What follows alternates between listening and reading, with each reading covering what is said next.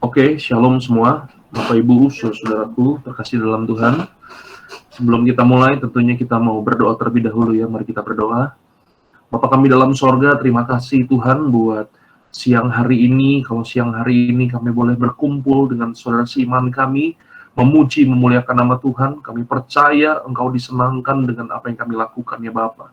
Dimanapun kami berada, kami percaya ada kuasa Tuhan yang menyertai kehidupan setiap kami. Oleh sebab itu, pada siang hari ini ya Bapa, berfirmanlah buat setiap kami. Berikan pewahyuan kebenaran-Mu dalam kehidupan setiap kami. Biar pewahyuan itu benar-benar mendidik kami, mengubahkan kami. Terima kasih ya Bapa, urapi mulut bibir hamba-Mu ini, di dalam nama Tuhan kami Yesus Kristus. Haleluya. Amin. Amin. Oke, shalom Bapak Ibu, saudaraku terkasih dalam Tuhan. Kita akan langsung buka Alkitab kita ya Bapak Ibu ya, dalam Yohanes 11, ayat yang pertama sampai dengan ayat yang ke-6. Ini kisah di mana Lazarus dibangkitkan oleh Yesus. Oke. Yohanes 11 ayat yang pertama, firman Tuhan katakan begini Bapak Ibu. Ada seorang yang sedang sakit namanya Lazarus, ia tinggal di Betania, kampung Maria dan adiknya Marta. Maria ialah perempuan yang pernah meminyaki kaki Tuhan dengan minyak mur dan menyekanya dengan rambutnya, dan Lazarus yang sakit itu adalah saudaranya. Kedua perempuan itu mengirim kabar kepada Yesus, Tuhan, dia yang engkau kasihi sakit. Ketika Yesus mendengar kabar itu, ia berkata, penyakit itu tidak akan membawa kematian, tetapi akan menyatakan kemuliaan Allah, sebab oleh penyakit itu anak Allah akan dimuliakan. Yesus memang mengasihi Marta dan kakaknya dan Lazarus. Ayat yang ke-6 yang terakhir, namun setelah didengarnya bahwa Lazarus sakit, perhatikan baik Bapak Ibu, ia sengaja tinggal 2 hari lagi di tempat di mana dia berada. Nah Bapak Ibu saudaraku terkasih dalam Tuhan, hari itu keadaannya sangat gawat, ya keadaannya sedang kritis, karena Lazarus sedang mengalami yang namanya sakit Bapak Ibu. Dan sakitnya ini bukan sakit biasa Bapak Ibu saudaraku terkasih dalam Tuhan, ini adalah sakit yang cukup berbahaya. Oleh sebab itu, kenapa kedua kakaknya yang bernama Marta dan Maria kemudian mengirimkan kabar kepada Yesus dan berkata, Tuhan, dia yang engkau kasihi sakit. Bapak Ibu saudaraku terkasih dalam Tuhan, Maria, Marta, dan Lazarus memiliki hubungan yang begitu dekat dengan Yesus. Sehingga mereka berani berkata, Tuhan, Lazarus yang engkau kasihi sakit. Dan ini bukan kegeeran Bapak Ibu, karena di ayat yang kelima ditulis, ya kan, dalam Yohanes 11, Yesus memang mengasihi Marta dan kakaknya dan Lazarus. Jadi memang ada hubungan yang dekat antara Yesus dengan keluarga ini. Ya, Yesus sangat mengasihi keluarga ini Bapak Ibu. Sehingga kalau kita memperhatikan benar-benar di setiap peristiwa dalam kitab-kitab Injil Bapak Ibu, Matius, Markus, Lukas, Yohanes, setiap kali Yesus datang ke Betania, Yesus selalu mampir ke rumah keluarga ini Bapak Ibu. Ya, ada beberapa kisah yang dimana Alkitab menunjukkan ada kedekatan Yesus dengan keluarga ini. Contohnya, kita pernah membaca ya Bapak Ibu ya, Maria duduk mendengarkan Yesus, sedangkan Marta begitu sibuk melayani Yesus. Nah itu terjadinya di mana? Itu terjadinya di Betania, di rumah mereka. Dan kita juga tahu bahwa Maria seorang wanita yang pernah mengurapi Yesus dengan minyak yang sangat mahal.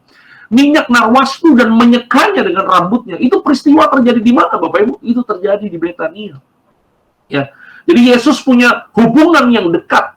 Dan ini bisa menjadi perenungan buat kita semua. Perenungannya adalah begini Bapak Ibu. Kalau saya dekat dengan Tuhan, apakah berarti saya tidak punya masalah? Kalau saya dekat dengan Tuhan, apakah saya tidak bisa sakit? Kalau saya dekat dengan Tuhan, apakah itu berarti bisnis saya nggak bisa bangkrut? Karena ternyata Bapak Ibu, Maria, Marta, bahkan Lazarus yang dekat dengan Yesus pun hampir mati Bapak Ibu karena sakit. Ya, oleh sebab itu sebagai orang percaya jangan sampai kita berpikir kalau kita sudah dekat dengan Tuhan kita akan bebas dari masalah. Karena seringkali ada begitu banyak orang Kristen berpikir kalau udah ikut Tuhan Yesus, kalau udah melayani Yesus, kita bebas dari masalah. Banyak orang berpikir begini Bapak Ibu, dulu sebelum ikut Yesus kayaknya hidup saya baik-baik saja. Ya, dulu sebelum ikut Yesus saya nggak punya masalah yang seperti ini dan seperti itu. Tapi kenapa waktu saya ikut Yesus? Kenapa pada waktu saya memutuskan untuk melayani Tuhan, justru masalah yang hadir dalam kehidupan saya bertubi-tubi? Nah, Bapak Ibu saudaraku terkasih dalam Tuhan, ya sebelum Bapak Ibu curiga sama Tuhan, saya ingin sampaikan hal penting ini buat Bapak Ibu, ya kan? Dekat dengan Tuhan itu memang ada masalah Bapak Ibu. Tapi kita juga perlu mengerti bahwa jauh dari Tuhan pun kita punya masalah. Jadi dekat dengan Tuhan ataupun jauh dari Tuhan, saudara rajin doa, saudara malas doa, saudara rajin kebaktian, saudara malas kebaktian, saudara percaya Yesus atau tidak percaya Yesus, sekali lagi Bapak Ibu, masalah tetap ada. Satu-satunya orang di dunia ini yang nggak punya masalah, Bapak Ibu, itu cuma orang mati aja, Bapak Ibu. Betul nggak sih? Betul nggak? Jadi kalau kita, ya, selama Tuhan memberikan kepada kita kesempatan untuk hidup, itu berarti ada masalah.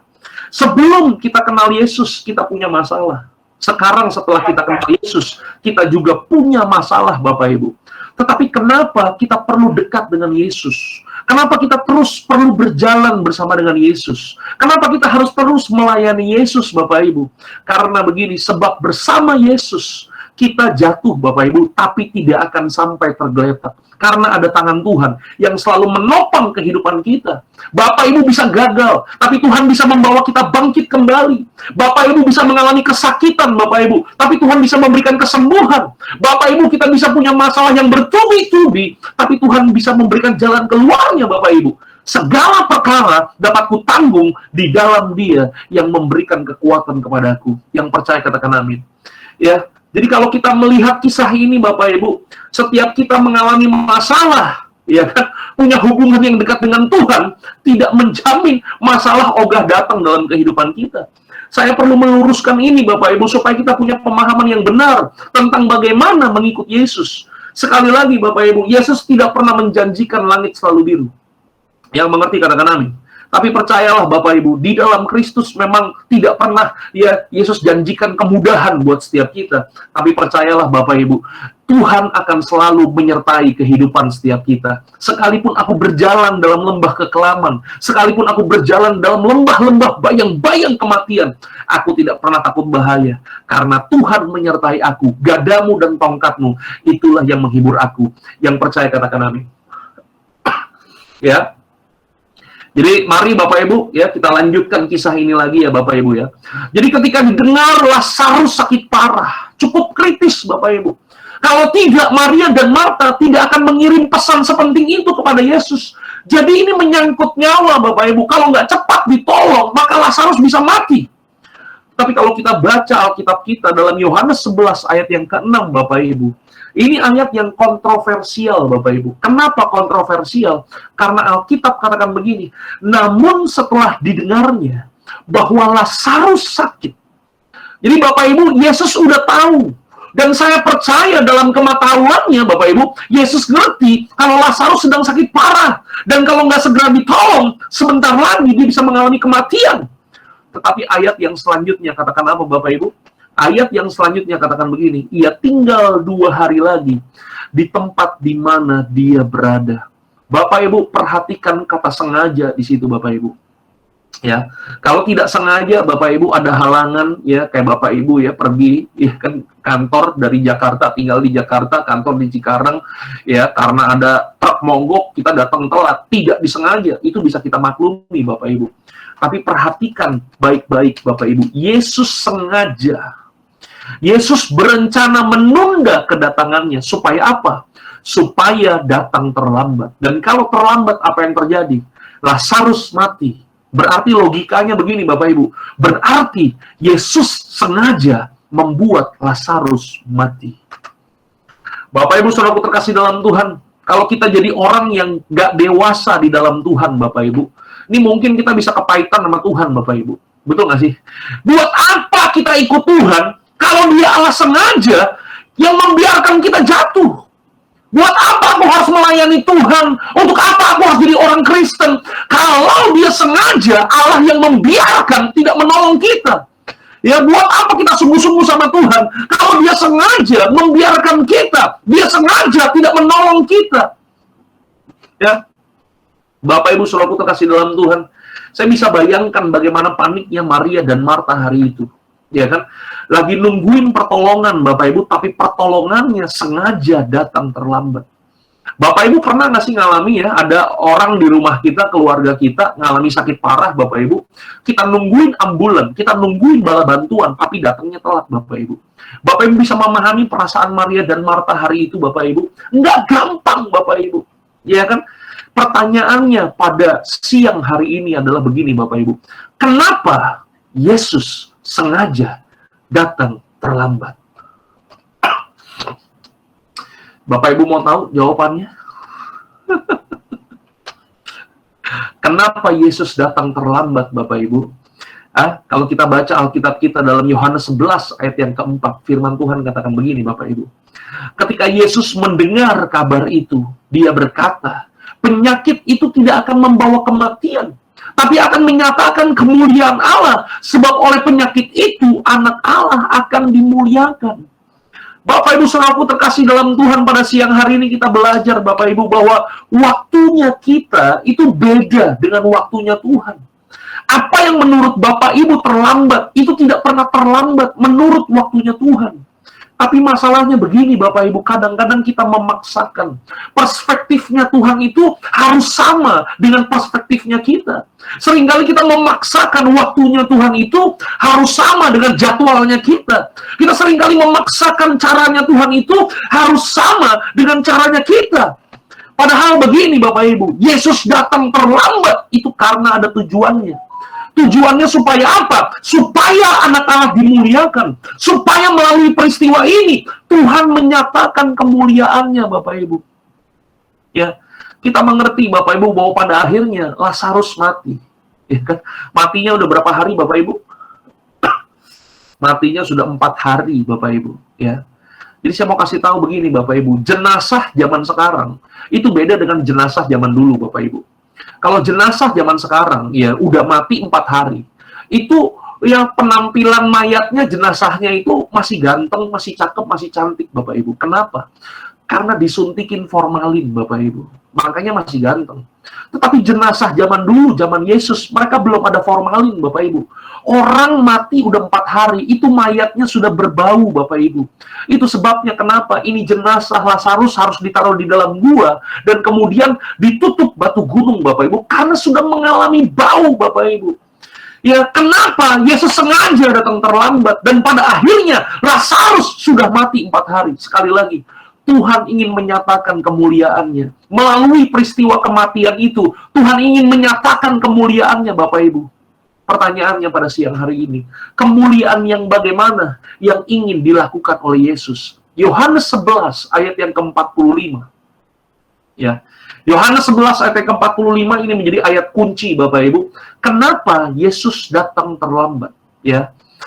Ya, firman Tuhan katakan begini, Bapak Ibu, banyak di antara orang-orang Yahudi, perhatikan baik, yang datang melawat Maria, yang datang membesuk Maria dan menyaksikan sendiri apa yang telah dibuat Yesus. Apa katanya? Percaya kepadanya.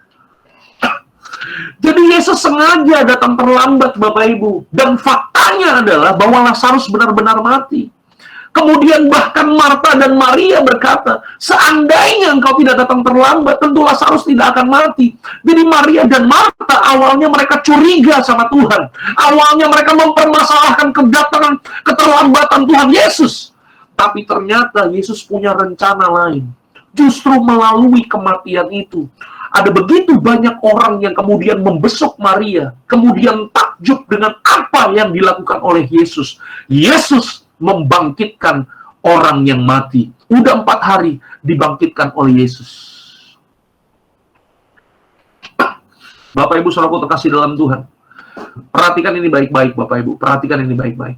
Ya, seandainya nih Bapak Ibu ya, seandainya kalau Yesus datang tepat waktu, kalau Yesus datang on time, kira-kira apa yang terjadi, Bapak Ibu?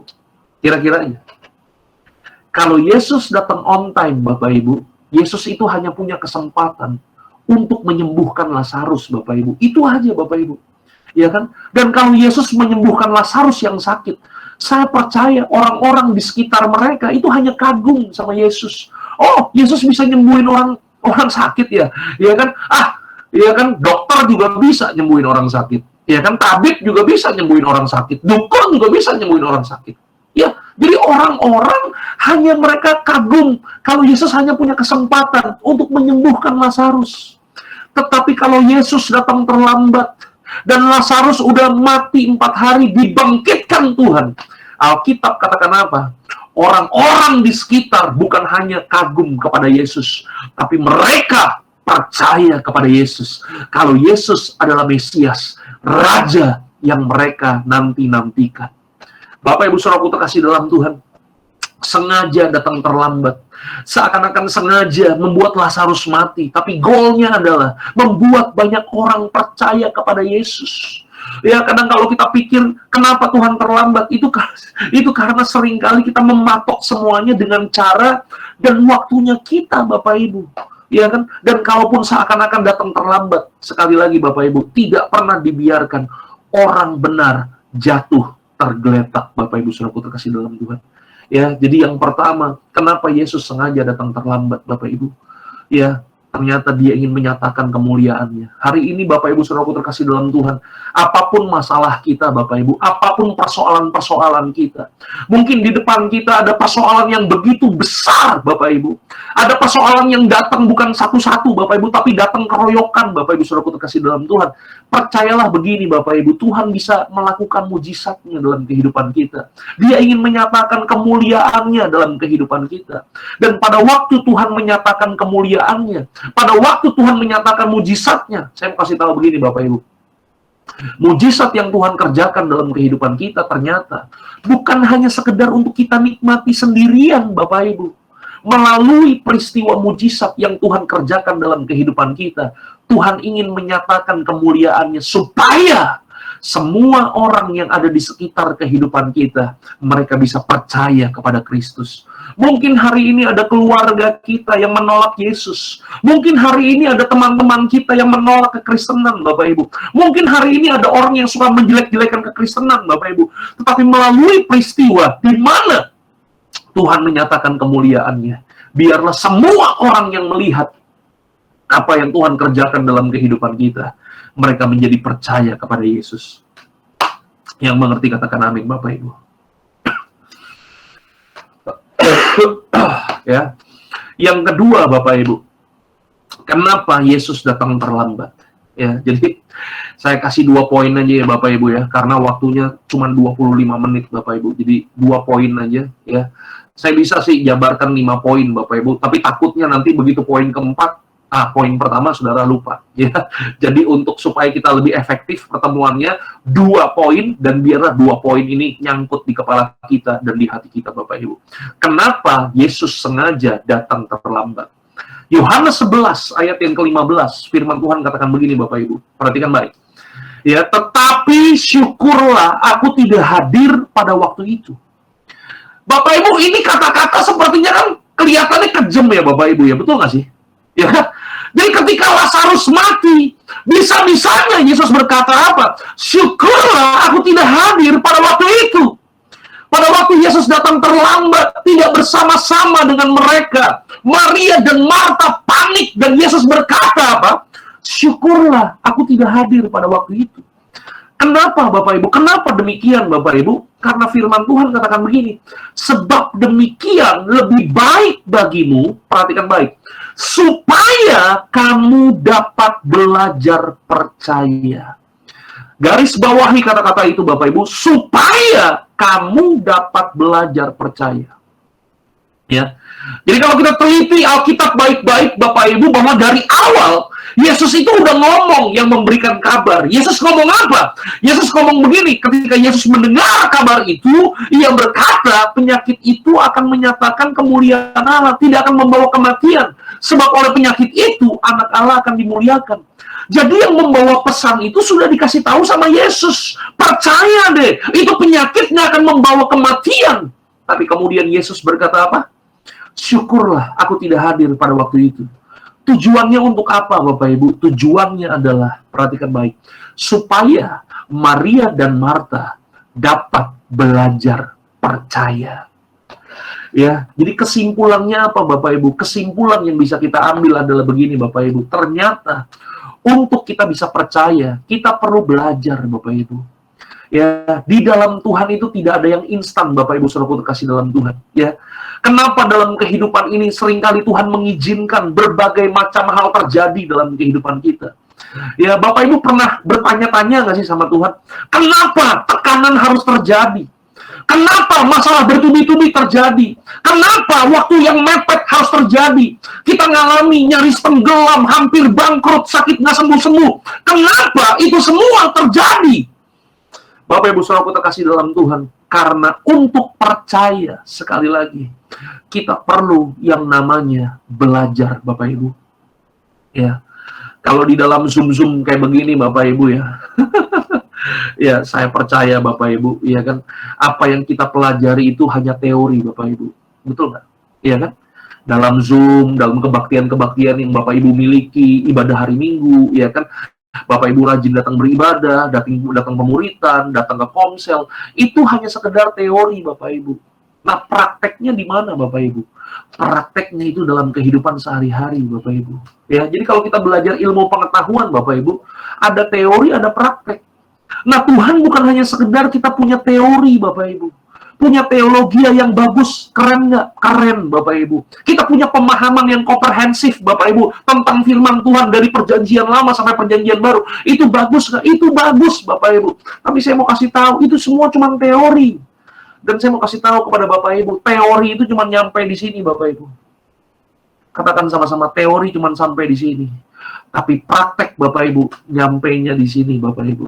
Itu dia, ya kan?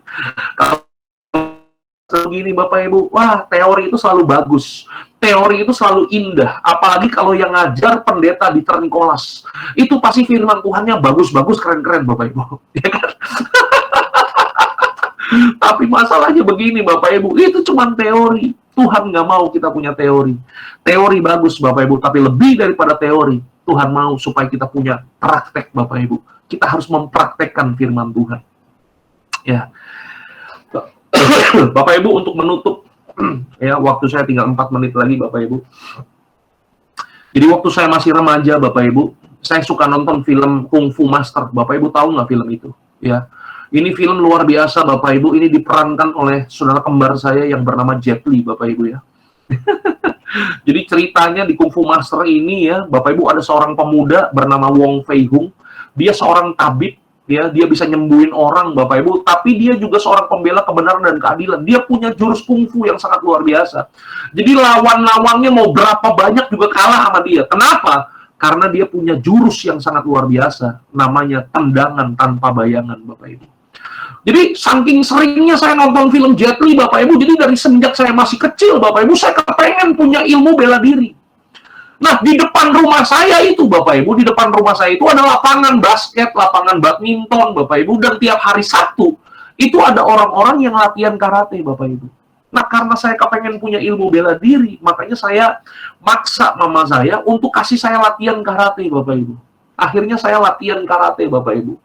Ya, di awal-awal saya masuk untuk latihan karate, kita diajar bagaimana caranya memukul, bagaimana caranya kalau kita dipukul, tangkisannya bagaimana caranya kita menendang. Jadi semua teori kita diajarkan Bapak Ibu. Dan semua teori-teori karate itu luar biasa bagusnya Bapak Ibu. Sampai suatu hari Bapak Ibu, waktu saya pulang ya dari sekolah, saya pulang dari sekolah tuh jalan kaki Bapak Ibu ya. Jadi dari sekolah mau pulang ke rumah, saya pulang berdua sama teman saya. Ya, teman saya ini satu perguruan Bapak Ibu. Saya ban putih, teman saya ini ban merah. Jadi di 2 tingkat di atas saya Bapak Ibu. Waktu kita pulang Bapak Ibu, lewat sebuah kampung. Waktu kita lewat sebuah kampung, tiba-tiba ada 2 orang pemuda kampung. Kemudian kita dipalak Bapak Ibu. Ya kan, kita disuruh lepas sepatu, kita dimintain duit, ya kan, dipalak. Nah, karena kita udah belajar karate, Bapak Ibu, ya kan, nggak mau dong kita dipalak begitu, dimintain, kita lawan, Bapak Ibu, betul nggak sih?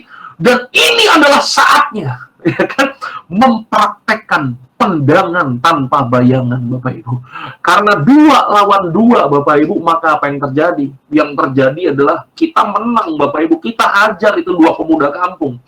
Waktu kita jalan merayakan kemenangan kita, baru kita jalan beberapa meter, tiba-tiba 2 anak kampung tadi, begitu dia masuk ke dalam kampung, berapa lama kemudian, tiba-tiba dia ajak mungkin teman-temannya, ada 15 orang kali Bapak Ibu.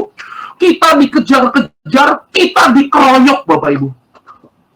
Waktu dikeroyok Bapak Ibu, waduh, Saya mau kasih tahu, semua pukulan-pukulan yang udah kita pelajari di karate, tidak ada yang keluar, Bapak Ibu. Itu pukulannya pukulan barbar. Bapak Ibu tahu ya, kita pukulan barbar, tendakannya barbar, Bapak Ibu. Semua jurus karate nggak ada yang keluar, Bapak Ibu. Kenapa? Digebugin, Bapak Ibu. Saya lihat teman saya yang ban merah udah di bawah ya Bapak Ibu, yang udah digebugin, udah diinjek-injek Bapak Ibu. Saya masih ngelawan dengan tinju barbar Bapak Ibu. Sampai saya lihat ada balok di dekat got situ Bapak Ibu.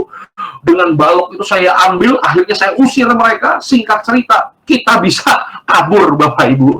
Dan percayalah, dari semenjak hari itu, saya tidak pernah lagi latihan karate Bapak Ibu. Saya stop belajar karate karena ternyata balok lebih sakti daripada jurus karate, Bapak Ibu. Nah, pertanyaannya Bapak Ibu, apa yang kita bisa pelajari dari cerita ini? Ya, waktu latihan karate Bapak Ibu, semua jurus itu indah-indah Bapak Ibu. Betul nggak? Tapi kenapa pada waktu saya dikeroyok, jurusnya tidak keluar Bapak Ibu? Itu dia. Nggak pernah latihan Bapak Ibu. Iya kan? Makanya hari ini begitu juga dengan iman kita Bapak Ibu. Begitu juga dengan kepercayaan kita kepada Tuhan. Untuk kita bisa percaya sama Tuhan, kita perlu belajar. Betul nggak sih? Bapak Ibu percaya Tuhan nggak? Saya yakin Bapak Ibu pasti jawab percaya Tuhan. Saya mau nanya, orang di luar sana yang agamanya lain percaya Tuhan nggak? Mereka juga percaya Tuhan. Bahkan iblis, setan juga percaya Tuhan Bapak Ibu. Nah, kalau gitu bedanya apa? Percaya kita dengan percaya dengan agama di luar. Apa bedanya kepercayaan kita dengan kepercayaan yang lain, Bapak Ibu? Ya, bedanya adalah begini, Bapak Ibu. Kita bukan hanya sekedar percaya Tuhan, tapi kita belajar untuk terus mempercayakan hidup kita kepada Tuhan. Karena kita percaya, Bapak Ibu, Allah turut bekerja dalam segala hal untuk mendatangkan kebaikan dalam kehidupan kita. Saya berharap Bapak Ibu diberkati dengan khotbah hari ini, Bapak Ibu. Kenapa Yesus datang terlambat? Yang pertama, dia ingin menyatakan kemuliaannya. Yang kedua, supaya ya kita dapat belajar percaya. Tuhan Yesus memberkati Bapak Ibu sampai keturunan 7 dan ke-8. God bless you all. Tuhan memberkati. Haleluya.